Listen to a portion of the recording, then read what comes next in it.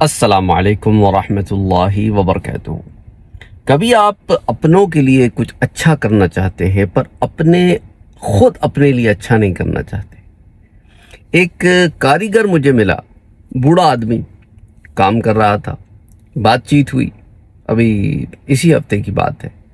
तो कहने लगा कि मैं जब रिटायर हुआ तो मेरे पास बहुत सारे औजार थे, टूल्स थे।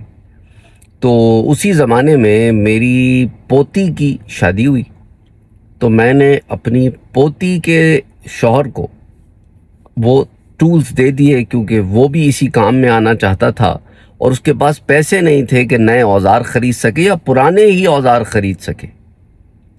तो मैंने अपने औजार उसे दे दिए, सारे के सारे तो नहीं लेकिन काफ़ी सारे दे दिए। मेरे पास बहुत औजार थे, मेरा 40-50 साल का एक्सपीरियंस था, तो उसमें मैंने बहुत सारी चीज़ें कलेक्ट की थी।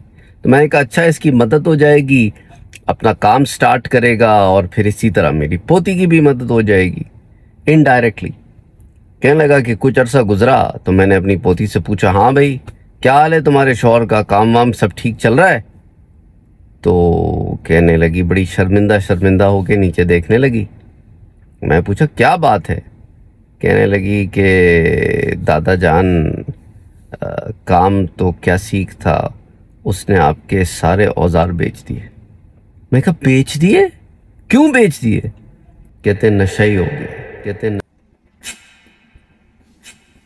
आप अपनों की मदद करना चाहें तो अपनी मदद आप नहीं करते। कोई आपके साथ अच्छाई करे, आप उल्टा उसके साथ बुराई कर दो या उसकी अच्छाई को फॉर ग्रांटेड ले लो। यार ख्याल करो, नज़र करो।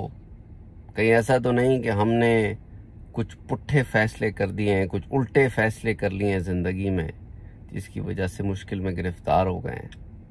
कभी ऐसे होता है कि हमारे अपने अजीब व गरीब से फैसले होते हैं जिनकी वजह से हम मुश्किलों में गिरफ्तार हो जाते हैं।